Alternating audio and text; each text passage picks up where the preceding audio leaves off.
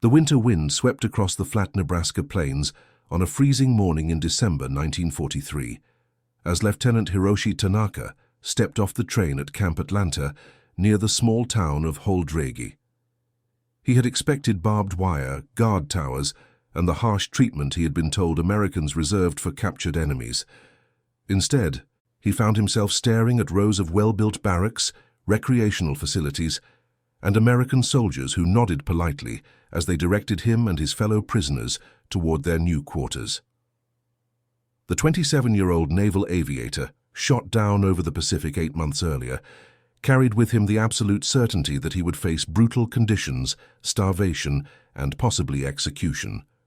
What he could not possibly imagine was how completely wrong he was about to be proven, and how this confusion would transform not just his own life, but the lives of thousands of Japanese prisoners who would pass through America's heartland.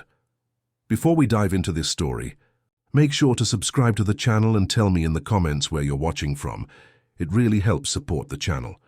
Over the next 2 years, Tanaka and nearly 5,000 Japanese prisoners of war would experience something so bewildering, so contrary to everything they had been taught about their enemy, that it would shatter their understanding of the world and leave them questioning everything they had believed about honor, duty, and the nature of their conflict.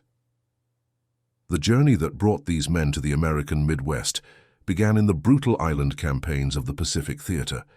Sergeant Kenji Yamamoto, a 23-year-old infantryman from Osaka, had been captured on Guadalcanal in early 1943 after his unit was surrounded and cut off from supplies for 17 days. He later recalled in his diary that he had fully expected to be executed immediately upon capture. Instead, American medics treated his infected leg wound, gave him water and fed him hot soup. The confusion began at that very moment. By late 1943, the United States found itself with an unexpected problem. The policy of taking Japanese prisoners, initially rare due to the fierce resistance and suicide tactics employed by Japanese forces, had begun yielding more captives as the war progressed, and Japanese supply lines collapsed.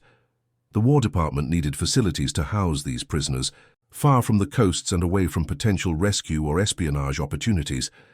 The answer lay in the rural heartland, where labor was desperately needed on farms and in food processing plants as American men shipped overseas. Camp Atlanta, located just outside Holdrege, Nebraska, became one of the primary detention facilities for Japanese prisoners of war. The camp was designed to hold approximately 3,000 prisoners, though at its peak it housed closer to 5,000. What made this camp extraordinary was not its security measures, which were surprisingly minimal, but rather the philosophy that governed its operation. Colonel James Morrison, the camp's first commandant, was a career Army officer who had studied international law and took the Geneva Conventions seriously. A practical man from Iowa, Morrison believed that well-treated prisoners were less likely to cause trouble and more likely to be productive workers. His approach, documented in military reports and letters home to his wife, revealed a man committed to running his camp by the book, even when the book seemed overly generous to soldiers who had been fighting American forces just months earlier. The prisoners arrived expecting dungeons and found dormitories. They anticipated starvation rations and received 3 substantial meals daily, totaling approximately 3,000 calories, more than many civilians in war-torn Japan were receiving. The meals included meat, fresh vegetables, bread, and even occasional desserts. Private Takeshi Sato, captured at Tarawa, wrote in a letter eventually sent home after the war that he could not comprehend why the Americans would feed their enemies better than their own people seemed to eat. But the food was merely the beginning of the confusion. The Geneva Conventions required that prisoners of war be given meaningful work if they consented, and be paid for that labor.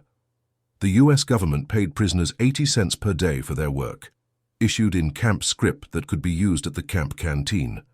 This canteen, run by the prisoners themselves with American oversight, stocked cigarettes, candy, toiletries, and even musical instruments and art supplies. Lieutenant Tanaka found himself assigned to work at a local sugar beet processing plant, alongside about 200 other prisoners. They were transported each morning in open trucks, accompanied by minimal guards, often just 2 or 3 soldiers for the entire group. The prisoners quickly realized they could easily overpower their guards or simply walk away into the vast Nebraska landscape. Yet day after day, they climbed into the trucks, did their work, and returned to camp.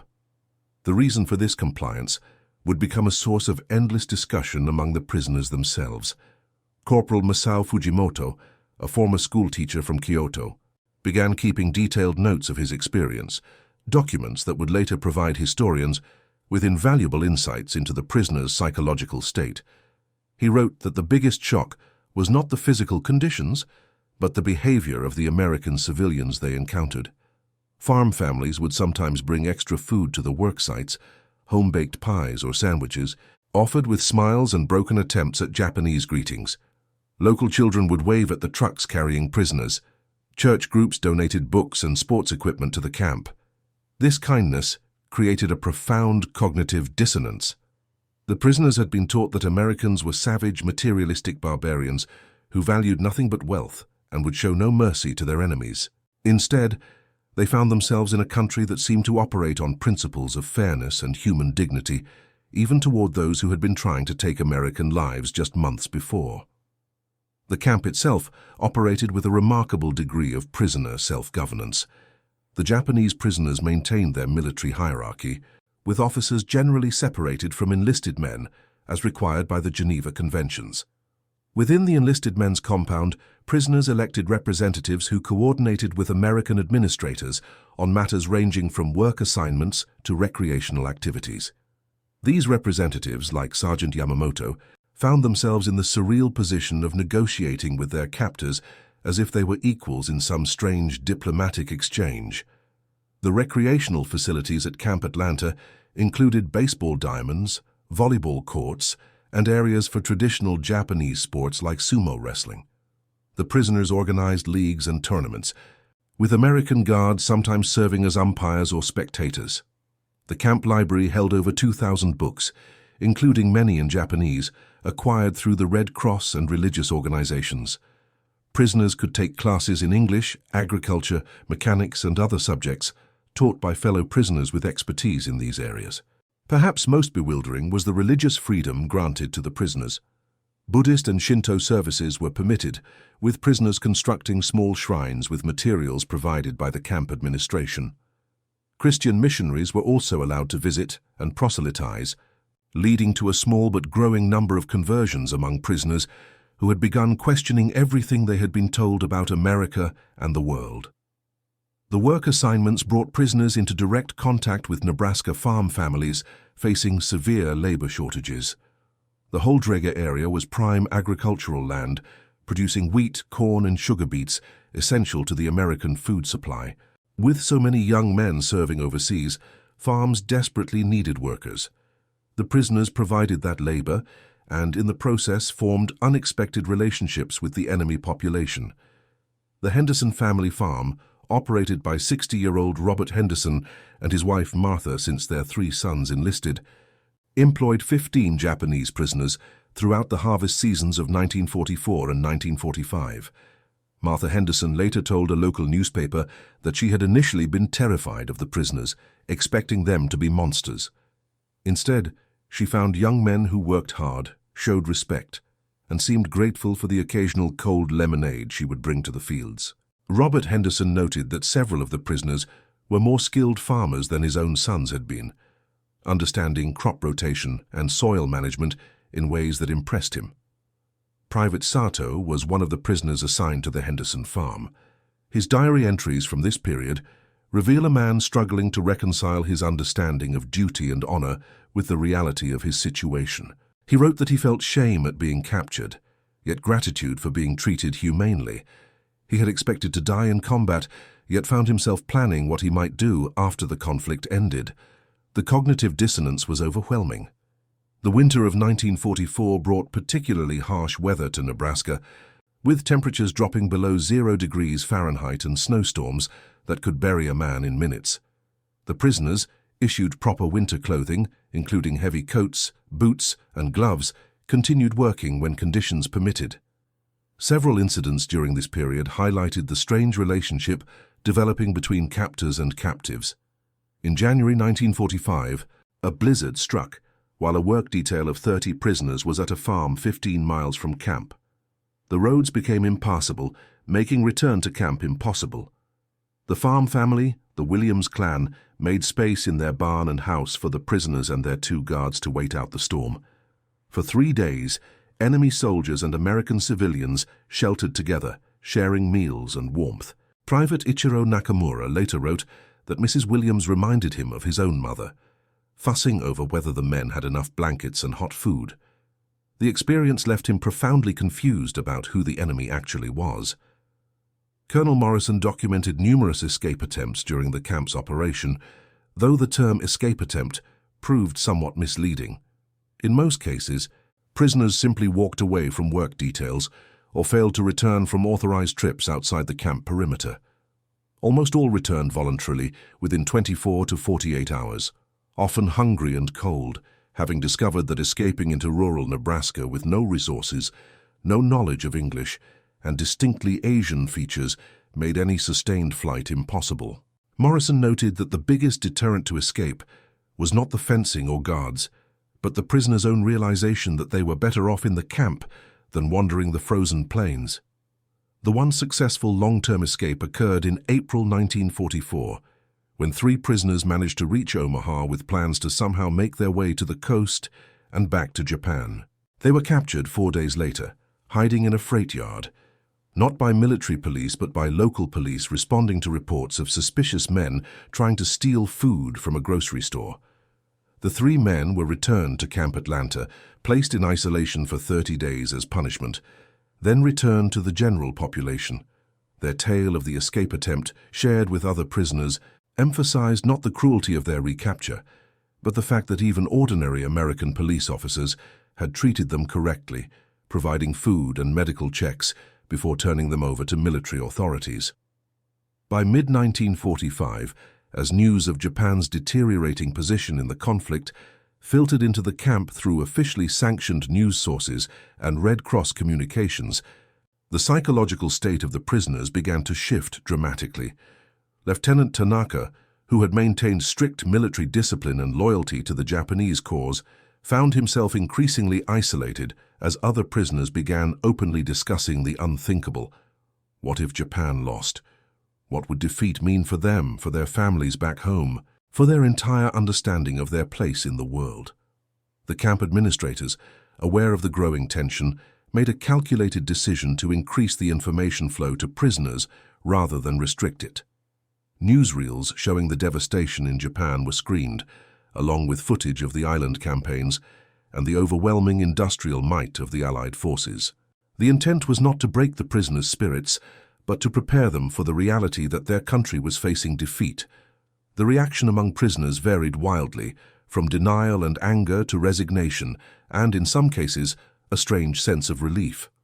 Sergeant Yamamoto later described this period as the most difficult of his entire wartime experience, more challenging than combat itself. He had been raised to believe that death in service to the emperor was the highest honor, that surrender meant eternal disgrace, and that Japan's cause was righteous and destined for victory. Now, faced with evidence that Japan was losing and that his captors treated him with more humanity than he had been taught to expect, his entire worldview crumbled. He wrote that he spent many sleepless nights trying to understand what honor and duty meant in a world where nothing was as he had been promised. The work at the sugar beet plant and on farms continued through the summer of 1945. The prisoners had become integrated into the local economy to such a degree that some farmers and business owners advocated for allowing the prisoners to stay even after the conflict ended, to help with the severe labor shortage expected when American servicemen returned home seeking different careers than farming. On August 6, 1945, news reached Camp Atlanta of a new type of weapon used against Hiroshima.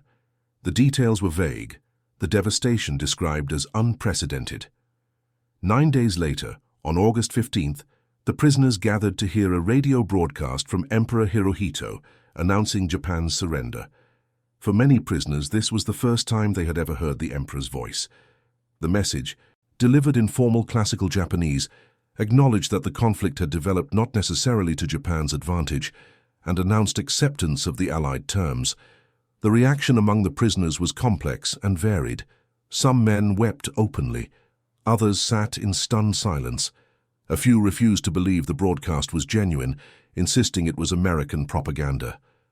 Lieutenant Tanaka, listening to the broadcast in the officers' section of the camp, felt a wave of relief followed immediately by crushing guilt at feeling relieved. His country had been defeated.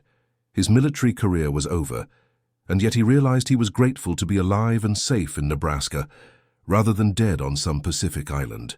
The American camp administration handled the post-surrender period with careful attention to the prisoners' psychological state.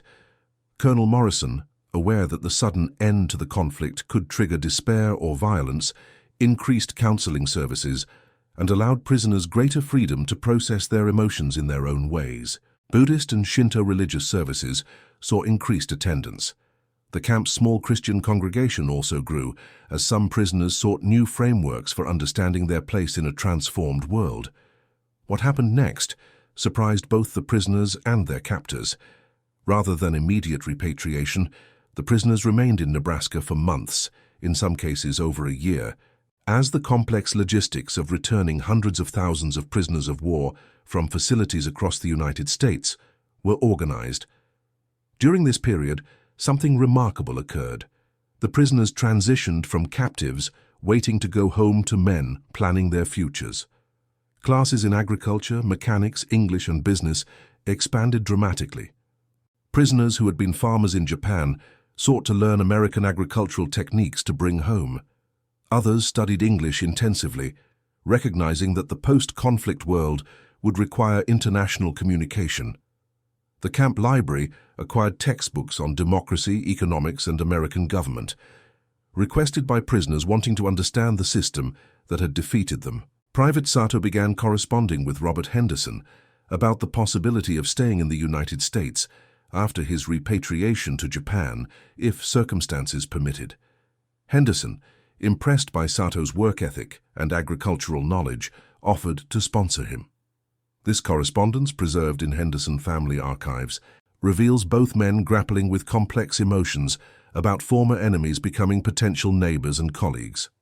The repatriation process began in earnest in late 1945 and continued through 1946. The prisoners were processed, given medical examinations, issued traveling clothes, and provided with certificates of their treatment as prisoners of war. Many prisoners requested letters of recommendation from their employers or camp administrators, documents they hoped would help them secure work in a devastated Japan that would need rebuilding. Sergeant Yamamoto was among the first groups repatriated, leaving Camp Atlanta in November 1945. His diary from the final days in Nebraska records his conflicted emotions. He wrote that he was eager to see his family, but dreaded explaining to them how well he had been treated. While they had suffered through air raids and shortages, he worried they would view him with shame, not for being captured, which was shameful enough, but for having lived comfortably while Japan burned. Lieutenant Tanaka remained in Nebraska until March 1946, among the last prisoners to leave. His service as a liaison between prisoners and camp administration had given him unique insights into both cultures. On his final day at Camp Atlanta, Colonel Morrison gave him a personal letter, expressing respect for Tanaka's conduct and leadership among the prisoners. Tanaka later said this letter was among his most valued possessions, a tangible reminder that even in conflict, human decency could prevail. The return to Japan shocked the former prisoners far more than their capture had. Cities lay in ruins, food was desperately scarce, and the social order had collapsed. Men who had lived in heated barracks with 3 meals a day returned to find their families homeless, hungry, and traumatized. The psychological impact was profound. Some former prisoners struggled with guilt at having been safe while their loved ones suffered.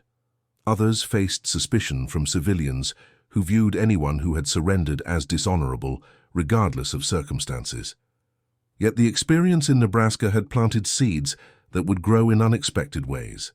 Private Sato eventually did return to the United States in 1952, sponsored by the Henderson family. He became an American citizen, operated his own farm in Nebraska for over 30 years, and raised children who knew of their father's remarkable journey from enemy soldier to American farmer. His story, far from unique among former prisoners, demonstrated the transformative power of humane treatment. Sergeant Yamamoto became an English teacher in post-war Japan, using skills he had learned at Camp Atlanta. He wrote extensively about his experiences, arguing that understanding between former enemies was possible and necessary for preventing future conflicts. His memoir, published in Japanese in 1962, provided one of the first detailed prisoner perspectives on the American camp system and sparked conversations about how former enemies could build peaceful futures together. Lieutenant Tanaka's path took an unexpected turn into business. His experience working at American facilities had taught him about industrial efficiency and management practices.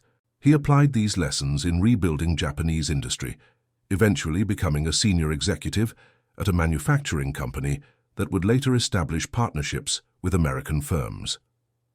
He maintained correspondence with Colonel Morrison until Morrison's passing in 1978, a friendship that spanned decades and demonstrated the possibility of reconciliation.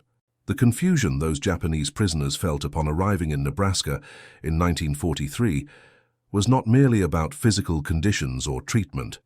It was a deeper confusion about the nature of their enemy, about the meaning of honor and duty, and about the complexity of human nature that transcends national borders.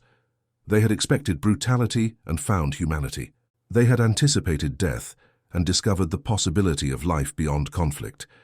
The farms of Nebraska, those vast stretches of wheat and corn under endless skies, became unlikely classrooms where enemy soldiers learned that the world was more complicated than their training had suggested. The American families who employed these prisoners, initially frightened and suspicious, learned similar lessons about the humanity of those they had been taught to hate. Both groups discovered that ordinary human kindness could survive even in the midst of total conflict, and that former enemies could become colleagues, friends, and eventually, for some, family. The camp at Huldrege closed in 1946, its barracks eventually dismantled or repurposed. The land returned to agriculture, as if those years of housing thousands of prisoners had been a strange dream. But the impact of what happened there echoed through decades, in the lives of the men who passed through its gates and in the communities that hosted them. The story of Japanese prisoners of war in Nebraska reveals a profound truth about human nature and international conflict. When given the choice between brutality and decency, between revenge and justice, the American heartland chose the harder path of treating enemies as human beings deserving of dignity. This choice was not naive or soft. It was grounded in law, in practical considerations about security and productivity, and in a fundamental belief that civilization requires maintaining certain standards, even toward those who fight against you. The confusion those prisoners felt upon discovering their freedom and humane treatment speaks to the power of propaganda on all sides of any conflict. They had been taught lies about their enemy, just as Americans had been taught lies about them. The actual encounter between captors and captives revealed those lies for what they were, and opened possibilities for understanding that seemed impossible while the fighting continued. The broader historical significance of this experience extends beyond individual stories of transformation. The treatment of Japanese prisoners in America, particularly in camps like the one in Nebraska, contributed to Japan's relatively rapid reconciliation with the United States after the conflict ended. Former prisoners returned home not with tales of abuse that would fuel generational hatred, but with confusing, complicated stories of unexpected humanity. These stories, spread through families and communities, helped create space for the post-conflict alliance that would reshape both nations and the broader Pacific region. The agricultural work those prisoners performed had immediate practical importance, helping maintain American food production during a time of severe labor shortage. But it had a longer-term impact as well, as some prisoners brought American agricultural techniques back to Japan, contributing to the modernization of Japanese farming in the post-conflict period. Educational programs in the camps, particularly English language instruction and classes on democratic governance, prepared some prisoners to participate in the rebuilding and transformation of Japan under American occupation. Former prisoners who could speak English and understood American culture became valuable bridges between the occupying forces and Japanese society. The Nebraska experience also influenced American military policy regarding prisoners of war in subsequent conflicts.